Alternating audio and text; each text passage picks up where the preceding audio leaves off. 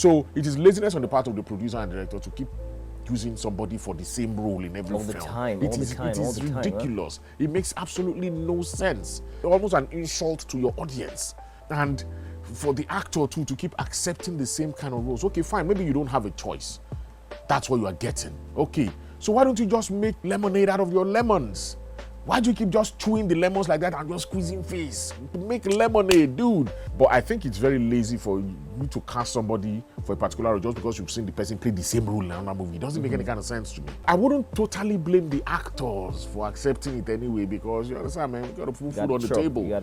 And if that's what keeps coming their way, I mean, how many times can they refuse? Because the industry is also crazy. You refuse once, they give you one side eye, refuse twice, two side eye, refuse 3 times like this, okay. They shut the eyes for you. Have someone that calls himself an actor and he has just one look in every film.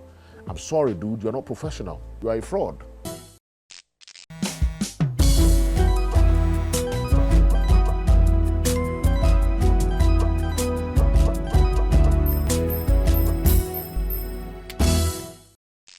Hello guys and welcome to the biggest show in the continent that's trending. My name is Pascal and trending is that one-stop show for you that brings you everything, everyone and every conversation that is trending. You have to be trending to be on trending. We're on a short break right now and when we return the show continues. Do me a favor, get your popcorns, get your drinks, but because of course we're coming hot for you. Stick around.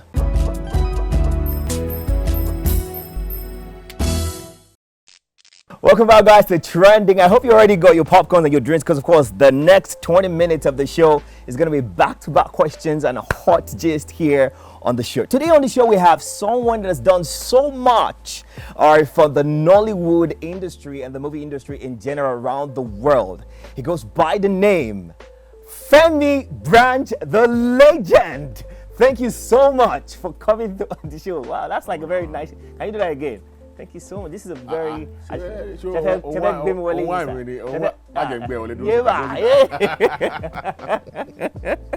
are you doing today, sir? You good? Very good. I'm very good. Thank you so much for coming on the show. Your styling is really, really different. Tell me about the style. Yeah, I usually like to just do cool, easy, laid back, that kind of thing. You know, I hate forcing things. Things just make it come naturally. Just comfort. That's my number one when it comes to fashion. Comfort. Class, simplicity. Very good. Comfort class and just be you. That's good. That's fantastic. You understand?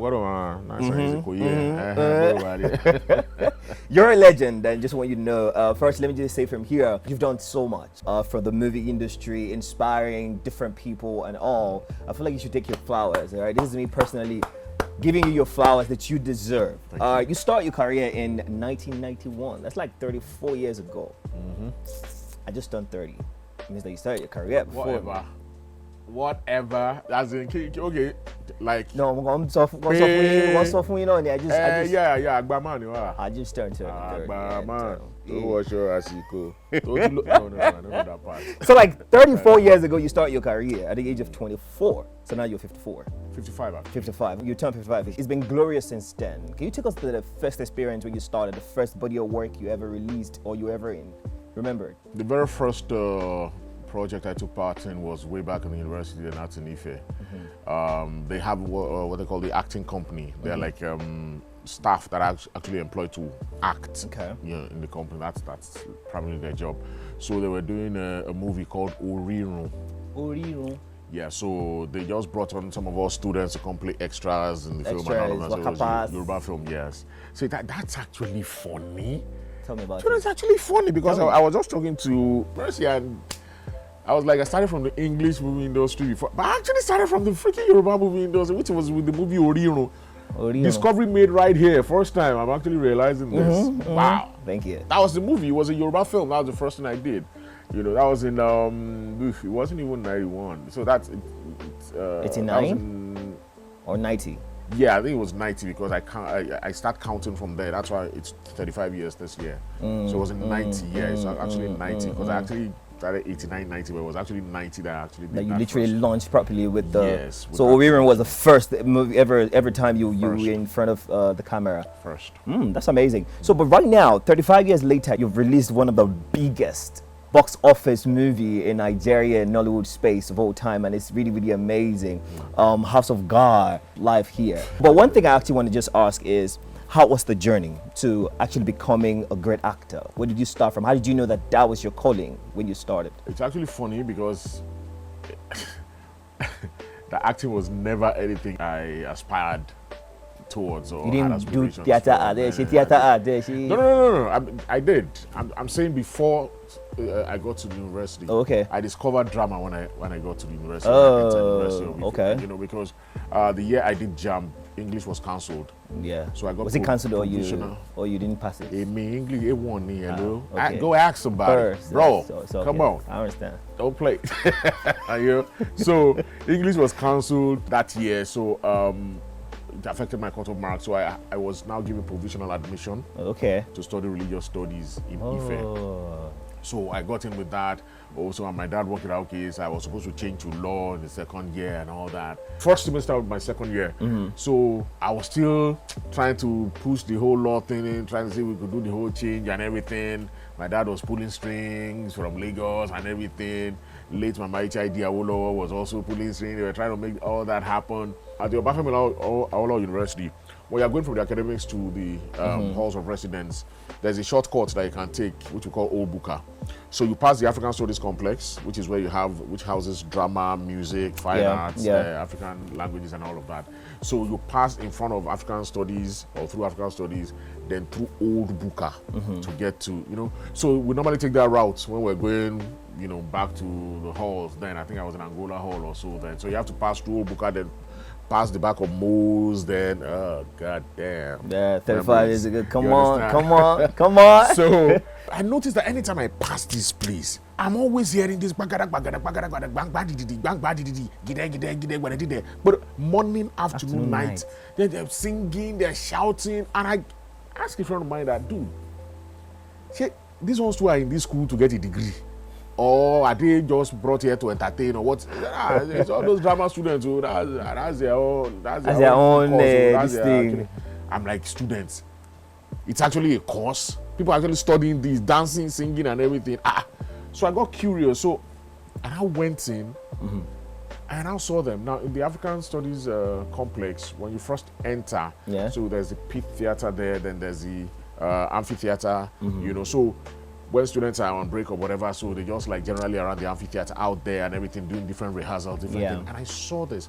It was like I walked into a whole new world that I didn't even know existed. You know, as I walked into African Studies Complex and I saw some were dancing here, some were doing dialogue here and everything. Some were talking and alone. I was like, what the actual this is where I'm supposed to be. Oh wow. Because up until then I've been miserable, you know, because I took like but you found purpose almost immediately. You know, as in almost immediately. And from then I just kept coming. I had in free periods, I'll come in there.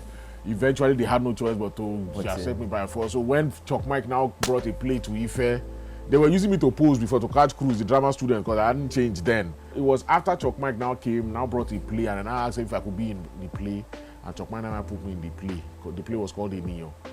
So the drama students now saw me in a professional play brought by professional actors from Lagos. That was my blow in the drama department. From then on, like this, then Professor Larry Timmy came, mentored me, helped me with the changeover and everything, and the rest. So you just literally changed back instead of this thing. You just changed back to drama directly. Yeah. That was it. I feel like sometimes all of us actually have that moment whereby we change. Which my father almost disowned me for. I know, because for him, he's gonna be like, man, everything we've been working hard to let you to change over. Now you just wanted a lawyer. He wanted a lawyer. God bless his soul. But he got a lawyer in my brother, you know, who was our last born. So that one gave him his law degree. Even though the guy is a property tycoon now. Oh wow. He can't give him his law degree and he was happy. Exactly. So he left you alone. Yes. Let's talk about stereotyping actors. Why do actors have to be stereotyped? Is it that they don't have what it takes to act other roles, or people just prefer them in that particular role? And sometimes when they get stereotyped, they easily find it very hard, all right, to pull out from that stereotype. Why is it like that? It's a problem But it's a global problem. It's not peculiar to our Nollywood. industry. Yeah, it's a global problem initiated by the industry itself. Sometimes the actor is also responsible. I had to balance that because all the while what we say is that they just stereotype actors and everything, because the problem is usually when they see that you are good in a particular role. I think it's just laziness on the part of the producers or the directors. It's just laziness because the fact that you saw this person and they played the policeman, for instance, and they played it so well and all that, you know, and then the next time you're thinking of casting a policeman, it's that Just person remember you that guy. remember, you understand, and you bring him in. And why I said it's laziness on their part, there's nothing wrong with it. I saw somebody in a particular role, I want him to come depict. I wouldn't do that anyway. I wouldn't do that. But I'm just saying, if that's how you choose to swing, whatever, you know. But I think it's very lazy for you to cast somebody for a particular role just because you've seen the person play the same role in another movie. It doesn't make any kind of sense to me. It doesn't make any kind of sense to me. You know, I wouldn't totally blame the actors for accepting it anyway, because you understand, man, we got to put food on the table. And if that's what keeps coming their way, I mean, how many times can they refuse? Because the industry is also crazy. You refuse once, they give you one side eye, refuse twice, two side eye, refuse 3 times like this, okay, they shut the eyes for you. You know, so you can't really blame the actors too much. You understand? I will tell you where we can blame the actors in a bit. So it is laziness on the part of the producer and director to keep using somebody for the same role in every film. It is ridiculous. Right? It makes absolutely no sense. Almost an insult to your audience. And for the actor too to keep accepting the same kind of roles. Okay, fine, maybe you don't have a choice. That's what you are getting. Okay, so why don't you just make lemonade out of your lemons? Why do you keep just chewing the lemons like that and just squeezing face? Make lemonade, dude. Look, I can play a doctor in 3 different films. If you sit a team down to watch the 3 different films and watch my depiction, you will see very distinct characters in the different doctors that I played. You're a presenter now. Yes. Let's say this was, and we have 3 of you present this same show, interview me. 3 different presenters. You will bring different flavors. You bring different styles. You understand the way you speak is different and everything. All of them can't look, sound, present like you. It's not possible. You're very correct. If you study like 10 different doctors, the way they practice they all do the same things basically. Exactly. But they don't do it the same ways. Why do we go to some hospitals and you're like, you know, I don't want this nurse to give me this nurse I want? Because you understand? Some are very good at talking to people, even amongst themselves as medical personnel. They know when they want to break bad news to somebody. They know who to call matron so and so, or call doctor so and so. You understand? So they all have different mannerisms, which is informed by, I mean, their upbringing, where they're coming from, and all of that. So why will I now be saying they keep using me to play policeman, and I'm delivering the same thing? I speak the same way, I act the same way, everything is the same. Exactly. So now that for you, the onus lies on you as an actor to bring spice into every role, to make sure that when your audience is looking at it, it's okay, but I don't try. Police not about. And everything, you know, that's the way it's supposed to be. So it's laziness on the part of production executives. It is also irresponsibility on the part of the actor. Exactly. You understand? You know, for that to happen. I understand. This thing you said right now, is it one of the reasons why we keep seeing Nollywood movies that are not 100%, or is it because of these behaviors that we keep seeing that sometimes we just see maybe a cameraman, we see shadow, we see actors that are supposed to cut their hair or do other things also do that in the movie, and people start watering down the effort of real good actors that produce movies? Is this the reason why? Is this some of the reasons? That question is rhetorical. I mean, it answers itself. There's no way you can have all of those missing elements and still want a qualitative end product. It doesn't work that way. If we're not being professional, even with the craft of the acting, we're not being professional, you understand? It's the same, like for every look. Even if I'm in a production, maybe it's like a YouTube film or a small budget where the director does not engage me, although it's not supposed to be like that, but it happens a lot of times. I owe it to myself. I pick a script, I pick a character, I develop my characters myself. I decide, okay, this is how I want to speak for this character, this is how I want to look and everything. So that's why I have no permanent look. As me and you there now, where we do this interview, you understand? You feel jamming for Allen Roundabout later today and you see I don't bolo. Maybe one road also don't come up, maybe say I get to like shave my head. I mean, that's an actor. So an actor has no look.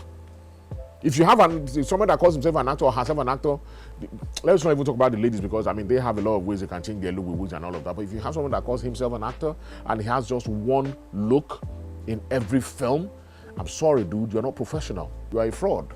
You are a fraud. You are ripping off your audience, because it's you that they are seeing in everything. They are not seeing the character you are claiming. So you are giving the audience stress. Stress, exactly. So they have to keep constantly throughout the length of that film trying to overlook you, to keep convincing themselves that, okay, it's actually not you, you're actually acting so and so person, which is not the job of the audience. So you are a fraud. That's a big matter. Huh? No, you are a fraud. That's a big matter. One look all through. So that means now you did there and not be the characters. If you have to go bola, you go bolo, shave everything. If you have to like carry warts on your face, you carry warts on your face. All these things, not be you get as an actor. You don't have it doesn't belong to you. Actually. It belongs to the craft. That's it. Your body belongs to the craft. I was seeing something online yesterday about we were talking about actors, American actors, and the serious body transformations and everything like that. And two people I respect. Is it Fassbender? Was it one that played one of the Batman? That played one of the Batmen? You know, he had to shed weight, almost 60-something pounds for a particular character, and just like a month later had to bulk up for Batman. Again. Now look at Joaquin Phoenix as the Joker. I mean, come on. Even look at 50 Cent as well when he played the other one. Do you understand? Joaquin, he was looking like an AIDS patient. He went on a serious sickening diet and lost weight, all his rib. Do you understand? Do you remember that scene where he was in when he was shirtless? That's an actor. And just like some weeks after or months, whatever, after that job, he had to bulk up back for another job. Your body does not belong to you. It belongs to the craft. You guys say you want to keep looking good, and who cares about your good looks? Yeah, if you want People to be are not fresh. paying for, they are paying for the characters that you are depicting, that they are able to relate with. They see you for a role, they look you, say, they watch a film, you are saying, I don't know, for this guy to be able to do this, he's really, if there's nothing anybody can tell me, this is who he is in real life. You've done a good job. You've done a good job, yeah, exactly, you're correct. I think the actors are doing themselves a great injustice. And that is why you will never see such actors being used for serious projects. You will never see them. It's just small projects, or let's say they by themselves decide to now produce a movie. But you never see serious producers, serious directors employ such actors. They will not. Because always know how to sift the wheat from the chaff. No, you're very correct. You're very, very correct. Anyways, we're going to talk about repercussions for roles, all right? When you act a particular role and the repercussion that comes with the particular role that you act after this break. So stick around.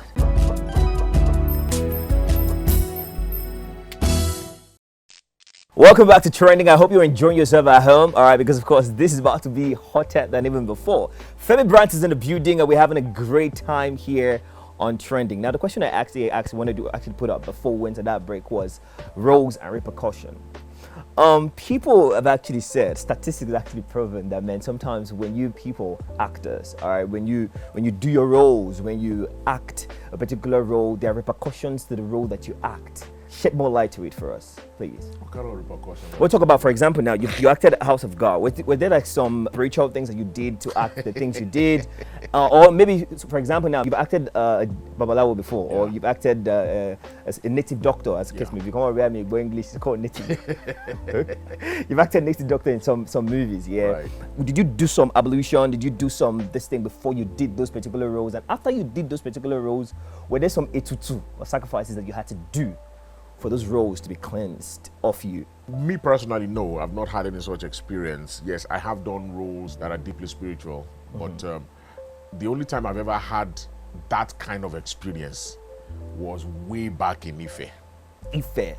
And it was not fun.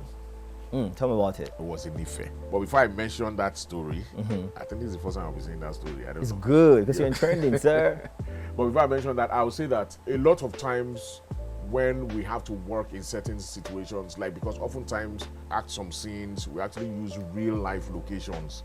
Like sometimes we use real shrines. Like sometimes you see them shoot some scenes in Oshun Osogbo Shrine, that kind of thing, or Oshun Osogbo Grove rather. Yeah, Grove, yeah, Sacred Grove. Even the house of Baba Elebu, I think, has been used. Yes. You understand? So sometimes we go to real live locations to shoot some scenes, and they're like spiritual spots and everything. You know, like, okay, they wanted to come shoot something in my village, you know, Doshebora, and they wanted to use a particular stream. And the location manager just went there, and they just went to his and they just, you know, they even used my name that it's very branch that I said it should come because he knew it was my village. Then the priestess now calls me, and she's not even based in Nigeria, she's based in the US, So the priestess calls me and like, what's your own kilo? She heard that, this and this and this, and I'm like, no, I'm not aware of that. So she was really upset that, don't they know that they're supposed to, can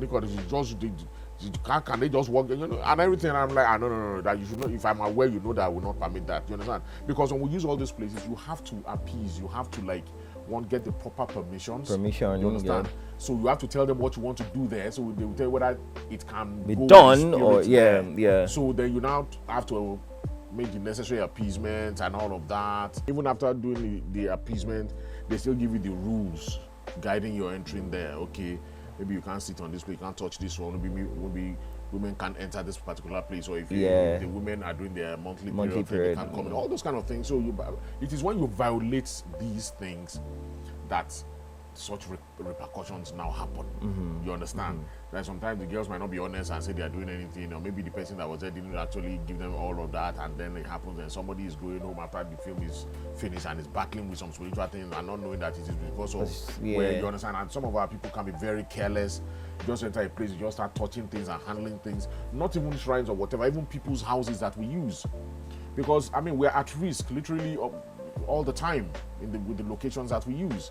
We enter a person's house, we don't know who the person is, whether they're ritualists, whether they're, we don't know, and they're picking things, they're touching things, they're sitting in places that, you understand, you enter a place, you see a particular seat that is elevated there and everything. You want to go and sit down. You don't know what's up the next minute. Even sometimes we go to shooting palaces, real palaces, and the children, they just want to sit on the throne or sit on one thing and everything, and you're like, are you? You understand?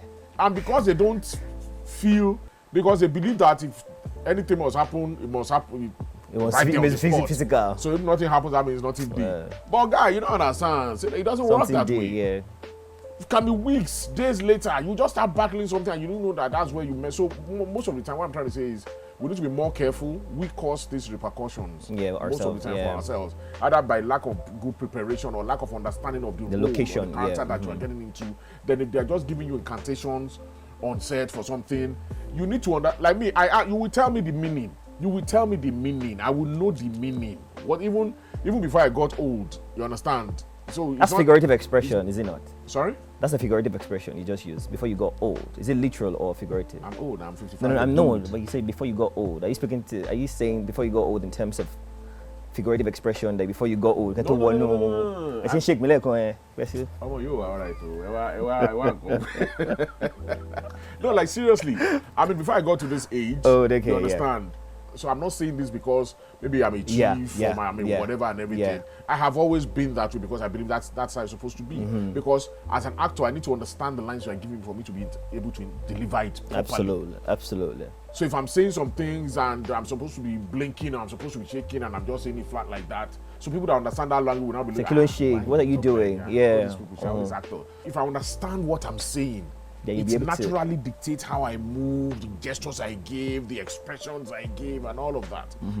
So I need to know, if you're giving me incantations, I need to know what it means, especially if it's in a language I do not understand. And if you tell me the meaning, I will ask like 2-3 other people, say, what does this mean? To be sure, before I say it. And it's still trending. We'll go on a short break right now. And when we return, one cover will be on your screen. Stick around.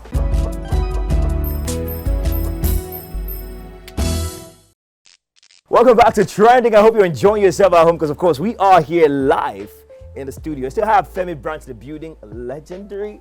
All right. And, of course, about to play the segment called One Kobo. This particular segment is we're going to be asking you some question or situation, and you give your honest one kobo. Okay. You ready? This one is serious. Copy that. Let's go. Now, this particular one I want to talk about is the scrapping of thrillers in movies and turning to TikTok dancing, trying to do TikTok dancing instead of doing thrillers that we used to do back in the day. Why did it change? All of a sudden, there are no thrillers in new movies or new stuffs. All we have to do firstly is we have to be doing TikTok dances or challenges or calling other people to come for it. Why is it like that? Why has it changed? I think it has to do with the whole social media thing. Nigeria, we always take our own things to the extreme. You understand? The whole thing of this, challenge, TikTok, social media challenge, TikTok challenge, and all this thing. It was a creative team of some particular filmmaker that just thought, okay, why don't we use these challenges and everything? Why don't we use that as tied to our campaign? And I mean, that would be quite revolutionary, which it was at the time, and it worked excellently for that person, you know. And other people, like I said, Nigerians have this bandwagon mentality, just follow the leader. So once they see that somebody did something and it worked, everybody wants to do the same thing, you know, not thinking, okay, let me tweak my own to like be different or whatever. You know, us not releasing trailers. Yeah, we still release trailers for movies and all of that. I mean, that used to be primarily what sold the movie. I mean, from the trailer of the movie, you know. Advertisement as well. Yes, I think it has to do with the lack of creativity on the part of filmmakers, and it's also laziness to a great extent and everything, because, I mean, we shouldn't just jettison the traditional methods of marketing film and now embrace social media, which is just a fad, which is just a trend, which is going to pass. That's why you see them that they wait. Once the trend passes, they wait for what's the next trend. That's the one they will now use for. I mean, for me, it's just laziness. But like I said earlier, that everybody has the right to market their market the way they want to market it. So if anybody feels that it's by dancing that will sell his product, then please leave them, let them keep their dancing. But nobody can be forced to dance if they don't want to dance. It's as simple as that. So that's it. Thank you so much. We're on a short break right now, and when we return, the show continues, so stick around.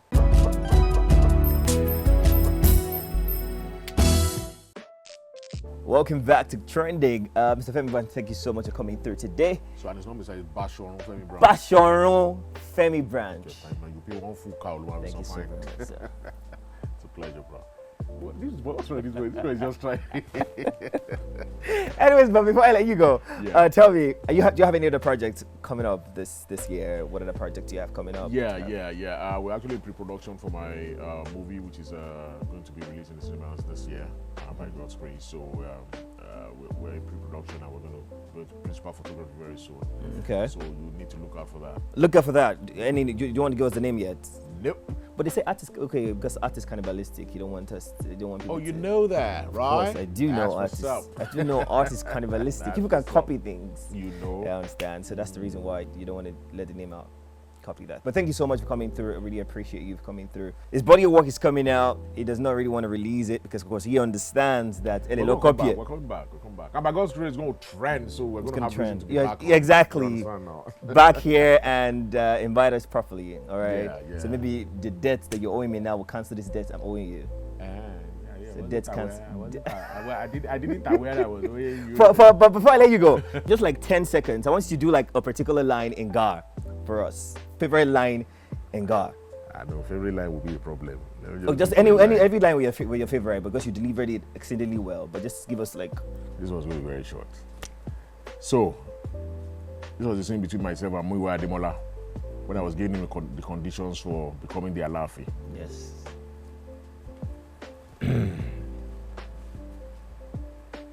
Mekpari àbúrò mi ni ó wá di ìyá lọ́jà, sọ tẹ́ Ọlọ́run àbí kò tẹ́ Ọlọ́run.